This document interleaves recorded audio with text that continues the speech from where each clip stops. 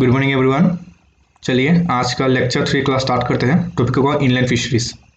इस टॉपिक के बारे में मैं आपको बहुत सारे क्लासेस दूंगा, जिसमें से ये अभी पार्ट 1 है। तो पहला क्वेश्चन, चलिए शुरू करते हैं। पहला क्वेश्चन है dash have been called the nature's kidney. अभी के लिए आप क्वेश्चन को भूल जाइए, आंसर देखिए क्या लिखा हुआ है, वेटलैंड। देखिए आप बहुत सारे जगह पर आपने अगर वेटलैंड पढ़ा होगा नेट पर या किसी भी जगह पर, वहाँ पर जो आंसर होता है वो हार्ड वर्ड में लिखा हुआ होता है, तो काफ़ी सारे लोगों को वो आंसर समझ नहीं आता है। तो मैं आपको सीधा सा 10 सेकंड का आंसर मैं आपको अभी सिखा दूंगा। 10 सेकंड में एग्जैक्टली वेटलैंड होता क्या है। तो रुकिए, मैं आपको एक ड्रॉ कर लूँ पहले। देखिए किसी भी जगह, वो चाहे कुछ भी जगह हो सकता है, किसी भी एरिया जहाँ पर किसी भी जगह से पानी आके जम गया है, वो पानी अभी फ्रेश वाटर भी हो सकता है, ब्रेकिश वाटर भी हो सकता है और मैराइन वाटर भी हो सकता है। बस एक ही उसका मतलब एक ही चीज़ से आप उसको वेटलैंड बोल सकते हो कि उसका जो डेप्थ होगा, पानी का डेप्थ होगा, वो 6 मीटर से कम होना चाहिए, लेस देन 6 मीटर होना चाहिए, तब आप उसको वेटलैंड कह सकते हो। तो वेटलैंड को नेचर्स ऑफ किडनी कहा जाता है। वेटलैंड का सीधा सा मतलब है किसी भी एरिया जहाँ पर किसी भी जगह से पानी आके जम गया है, वो पानी चाहे fresh water, brackish water, marine water कुछ भी हो जाए, एंड जो एक चीज़ है कि उसका डेप्थ 6 मीटर से कम होना चाहिए, तब उस एरिया को आप वेटलैंड कहोगे। ये आप देख सकते हो पिक्चर में। देखिए ये जो एरिया है पूरा, यहाँ पर देखिए पानी जमा हुआ है, वो कोई भी पानी हो उसका डेप्थ 6 मीटर से कम होना चाहिए।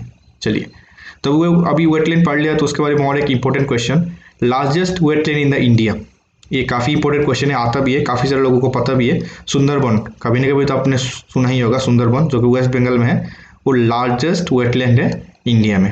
ओके चलिए अब वेटलैंड के बारे में एक बहुत ही इंपॉर्टेंट क्वेश्चन, जो कि अगर मैं गलत नहीं हूँ तो 2019 में JRF एग्जाम पर ये क्वेश्चन आया था कि वर्ल्ड वेटलैंड डे कब मनाया जाता है। तो इसका आंसर क्या होगा, सब बोलिए मेरे साथ, 2 फरवरी। चलिए अभी 4 नंबर क्वेश्चन पढ़ते हैं। Dominant fish species found in Ganga river. Ganga जो रिवर है वहाँ पर कौन सा मछली सबसे ज़्यादा पाया जाता है। मछली तो बहुत सारा पाया जाता है, बट कौन सा डोमिनेंट करता है, आपको तो पता ही होगा डोमिनेंट का मीनिंग, कौन सा प्राणी, कौन सा मछली पर राज करता है, आप बोल सकते हो। तो आंसर होगा मृगल माछ। इसका साइंटिफिक नाम क्या है, सिरेनस मृगला। ओके, मृगल माछ जो कि इंडियन में जो कार्प के अंदर आता है, तो ये ज़्यादा डोमिनेट करता है गंगा रिवर में। चलिए 5 नंबर क्वेश्चन पढ़ते हैं। Scientific name of fresh water scampi. Okay, काफ़ी जगह पर लिखा हुआ होता है एग्जाम में कि स्कैम्पी क्या है, या तो स्कैम्पी का साइंटिफिक नाम क्या है। सीधा सा बात आपको याद रखना है, स्कैम्पी मीन्स मैक्रोविचियम रोसेनबर्गी। ओके, जिसका कॉमन नेम होगा व्हाइट श्रिम्प, समझ गए ना आप, giant white shrimp, giant fresh water shrimp इसको कहा जाता है, जाइंट फ्रेश वाटर प्रॉन्स को कहा जाता है। तो इसका एक नेम दिया गया है, इसको कहा जाता है स्कैम्पी। ओके, इसको स्कैम्पी के नाम से जाना जाता है। तो आप पिक्चर भी देख सकते हो, मैंने लास्ट डे इसके बारे में पूरा details A to Z details इसके बारे में काफ़ी एक वीडियो मैंने अपलोड किया था, वो भी आप देख सकते हो। ओके चलिए 6 नंबर क्वेश्चन देखते हैं, काफ़ी इंपॉर्टेंट क्वेश्चन है। The largest brackish water lake in the India. Okay, इस टाइप के क्वेश्चन में काफ़ी सारे लोगों को काफ़ी सारे डाउट आता है, तो डाउट में फंसना नहीं है, जो आंसर में लिखा हुआ है पूरा एग्जैक्ट सही आंसर है, आप इसको पढ़ सकते हो। Largest brackish water lake in India, तो फर्स्ट आएगा कौन सा, चिल्का लेक। चिल्का लेक कहाँ पर है, उड़ीसा। देखिए आप जब भी आंसर सीखोगे उसका रिलेटेड कुछ भी आपको सीखना पड़ेगा। आपने सीख लिया चिल्का लेक, आपको पता ही नहीं है चिल्का लेक कहाँ पर है, हो सकता है क्वेश्चन में आपको ये ऐसे बोल दे कि लार्जेस्ट ब्रेकिश वाटर कौन सा स्टेट में है, तो उस टाइम आप फंस जाओगे। तो जब भी आंसर पढ़ोगे उसका रिलेटेड कुछ भी होगा उसको पढ़ लेना है। अभी देखिए फर्स्ट वाला जैसे इंपॉर्टेंट है, सेकंड वाला भी सेम इंपॉर्टेंट है। सेकंड लार्जेस्ट कौन सा होगा, पुलिकेत। ओके, यानी ये कहाँ पर है, बिटवीन तमिलनाडु एंड आंध्र प्रदेश। काफ़ी टाइम ऐसा क्वेश्चन में पूछ लिया जाता है कि पुलिकेट कौन सा स्टेट में पाया, कौन सा स्टेट में है, तो आंसर में आएगा तमिलनाडु, सेकंड आंसर में ऑप्शन में आएगा आपका, सोच लीजिए आंध्र प्रदेश, थर्ड में आएगा केरला, फोर्थ में आएगा तमिलनाडु एंड आंध्र प्रदेश, दोनों में।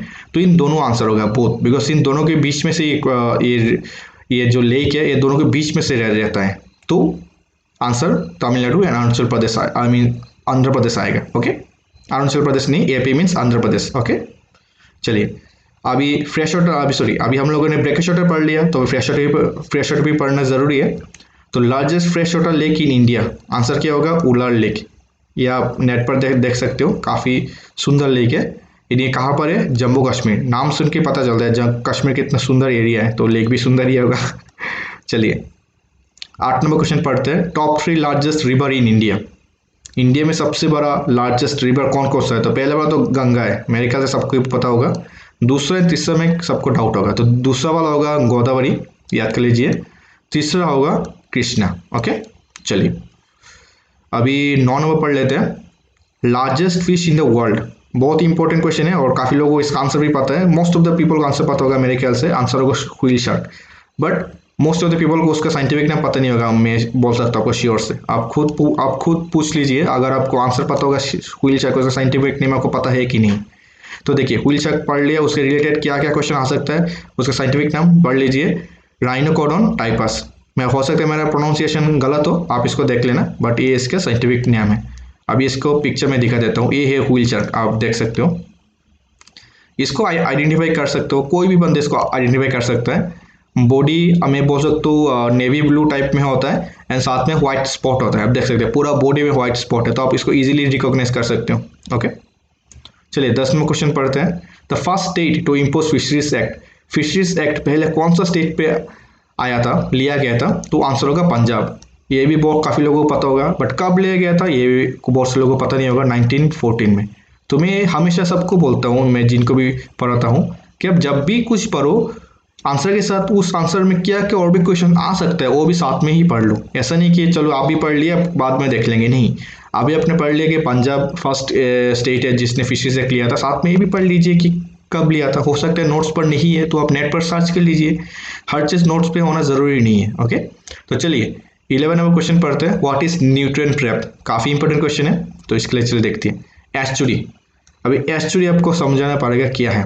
देखिए एक होता है मैराइन वाटर जो कि समुद्र का पानी है, एक होता है फ्रेश वाटर। ओके जब भी कोई एरिया जहाँ पर मैराइन वाटर, सोच लीजिए मैराइन वाटर है, मैराइन वाटर और इधर से आ रहा है आपका फ्रेश वाटर आके, ये जो गोल एरिया है, ये जो गोल एरिया है यहाँ पर आके आपका फ्रेश वाटर और मैराइन वाटर आके इकट्ठा हो रहा है।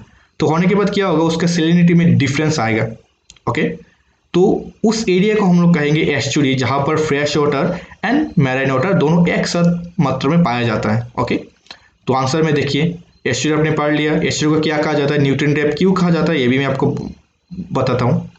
देखिए काफ़ी सारे न्यूट्रिएंट्स ऐसे होते हैं जो मैराइन वाटर में ही पाया जाता है, फ्रेश वाटर में पाया नहीं जाता है। काफ़ी सारे न्यूट्रिएंट ऐसा भी होता है जो फ्रेश वाटर में ही पाया जाता है, मैराइन वाटर में पाया नहीं जाता है। तो जब दोनों एक साथ जाके एक जगह में मिक्स होगा तो ऑब्वियसली दोनों के जो भी कितना भी न्यूट्रिएंट है सब जगह एक जगह में ही प्रेजेंट होगा। तो ऑब्वियसली इसके पास 2 न्यूट्रिएंट था, इसके पास भी 2 न्यूट्रिएंट था, तब यहाँ पर कनेक्ट होगा तो 4 न्यूट्रिएंट हो गया ना।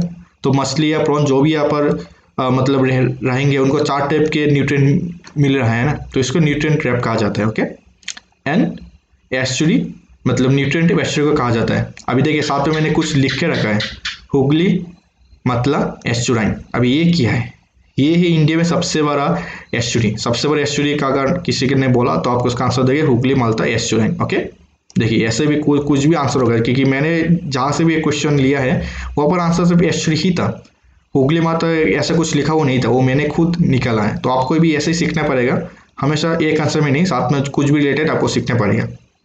तो चलिए 12 नंबर क्वेश्चन पढ़ते हैं। Largest brackish water and fresh water lake in Kerala. अभी मैंने एक पार्टिकुलर केरला स्टेट के क्यों दिया है ये आपको समझना पड़ेगा। केरला एक काफ़ी इंपॉर्टेंट स्टेट है, अगर मैं फिशरीज के मामले में बोलूँ, फिशरीज रिलेटेड काफ़ी इंपॉर्टेंट स्टेट है, इससे काफ़ी क्वेश्चन आता है, स्पेशली ये वाला पहला वाला कि लार्जेस्ट ब्रेकिश वाटर लेक कौन सा है आपका केरला में। तो इसका आंसर होगा वेम्बनाड, बिकॉज एक काफ़ी पॉपुलर लेक है। क्यों पॉपुलर है इसका मैं एक सेपरेटली वीडियो बनाऊंगा सिर्फ वेम्बनाड लेक से, बिकॉज ये काफ़ी इंपॉर्टेंट एक लेक है, आपको बहुत से कुछ समझना पड़ेगा।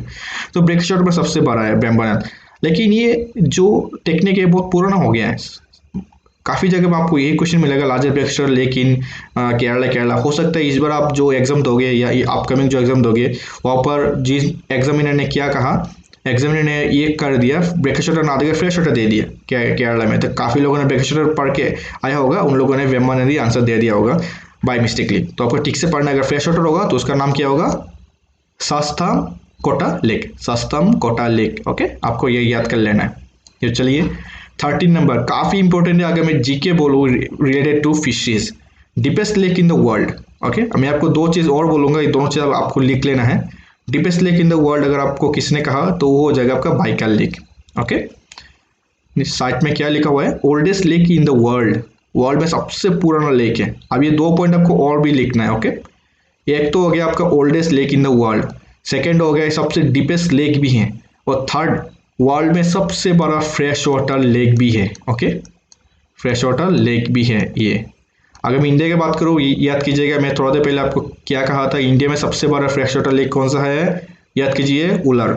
अगर मैं बोलूँ इंडिया में सबसे बड़ा ब्रेकिश वाटर लेक कौन सा है, वो हो जाएगा चिल्का। सेकंड कौन सा है, वो हो जाएगा पुलिकट। अगर मैं बोलूँ डीपेस्ट लेक या सबसे बड़ा फ्रेश वाटर लेक वर्ल्ड में कौन सा है, इसका आंसर हो जाएगा बाइकल। यानी कौन सा कंट्री में पाया जाता है, रशिया, जो कि काफ़ी पावरफुल कंट्री है, आप सबको पता ही होगा। तो चलिए अभी 14 नंबर क्वेश्चन देख लेते हैं। एस्चुरिन एनिमल्स एक्चुअली में क्या होता है, वो होता है यूरो हाइलैंड। एस्चुरिन तो मैंने आपको बोल दिया एक्चुअली में क्या होता है, जहाँ पर फ्रेश वाटर मैरीन वाटर, ये याद है ना आपको, यूरो हाइलैंड। साथ में तो और वर्ड है, पहले ये वर्ड आप पढ़ लीजिए, उसके बाद एक एक करके मैं आपको समझाता हूँ। Steno Highland and oligo Highland. Okay, अभी देखिए यूरो हाइलैंड मतलब ये तो तीनों का तीनों जो वर्ड है ना, ये सब तीनों के तीनों सेलेनिटी से लगा हुआ है, कनेक्टेड। ओके, यूरो हाइलैंड मतलब जो वाइड रेंज में काफ़ी ज़्यादा सेलेनिटी सहन कर सकता है। किसी देखिए फ्रेश वाटर का मछली, आप सबको पता होगा फ्रेश वाटर का मछली ज़्यादा सेलेनिटी मतलब टॉलरेट नहीं कर सकता है, मैरीन वाटर का मछली ज़्यादा सेलेनिटी टॉलरेट कर सकता है। इसलिए मैरीन वाटर का मछली कभी भी आप फ्रेश वाटर में पाल नहीं सकते हो, एंड फ्रेश वाटर का मछली कभी भी आप मैरीन वाटर में पाल नहीं सकते हो। इसका सीधा सा सिंपल रीज़न है। तो यूरो हाइलैंड में उन सब मछलियों को बोलूँगा, या उन सब प्रॉन या उन सब क्रस्टेशियंस, कुछ भी हो सकता है, उन सब एनिमल्स में बोल दूँगा सीधा में।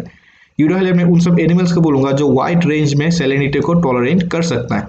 ओके, अब बात रखा मेरा स्टेनो हाइलैंड। स्टेनो हाइलैंड में उनको बोलूँगा जो बहुत ही कम, एक नैरो रेंज में सेलेनिटी टॉलरेट कर सकता है। यूरो हाइलैंड मेरे साथ बोलिए सब बहुत ज़्यादा, स्टेनो हाइलैंड बहुत ही कम, एंड ओलिव हाइलैंड क्या होगा, अभी आप भी बोल सकते हो, ये अगर सबसे ज़्यादा ये सबसे कम, तो ओलिव हाइलैंड क्या होगा, मिड में।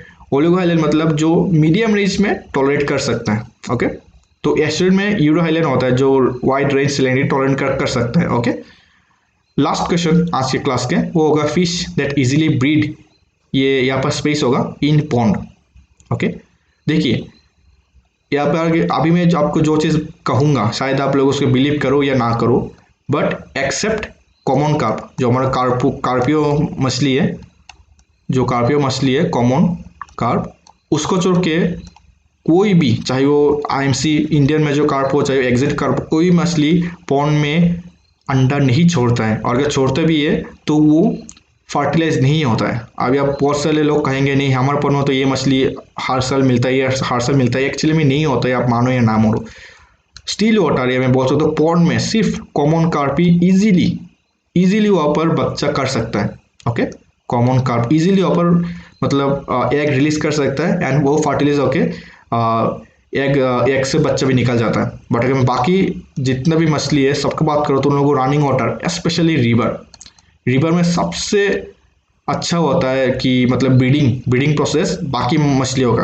हाँ, कॉमन कार्प के भी हो जाता है, और कॉमन कार्प बहुत इजीली आपको स्टील वाटर में आपको ब्रीडिंग करके दे देता है। तो अगर जहाँ पर स्टील वाटर में हो रहा है वहाँ पर मैं क्यों रिवर में जाके इतना मेहनत करूँ, तो समझ रहे हो ना आप। ये क्वेश्चन आप किसी भी जगह में आ सकता है कि कौन सा मछली का ब्रीडिंग सबसे इजी है, ऐसे भी आ सकता है, या वो बोल सकते हो कौन सा मछली का ब्रीडिंग सबसे इजी है पॉन्ड में, या कौन सा मछली को रिवर का फ्लो वाटर, रिवर नहीं बोलूँगा, मैंने गलती कर दिया है, फ्लो वाटर नहीं चाहिए ब्रीडिंग करने के लिए, उनको स्टील वाटर में वो ब्रीडिंग कर सकता है। तो उसका आंसर क्या आएगा आपका कॉमन कार्प। ओके, तो चलिए दोस्तों आज के लिए 15 क्वेश्चन ही काफ़ी है। नेक्स्ट क्लास जो मैं आपके लिए लाऊंगा वो होगा एक्वाकल्चर बेस्ड, वो भी पार्ट 1 होगा।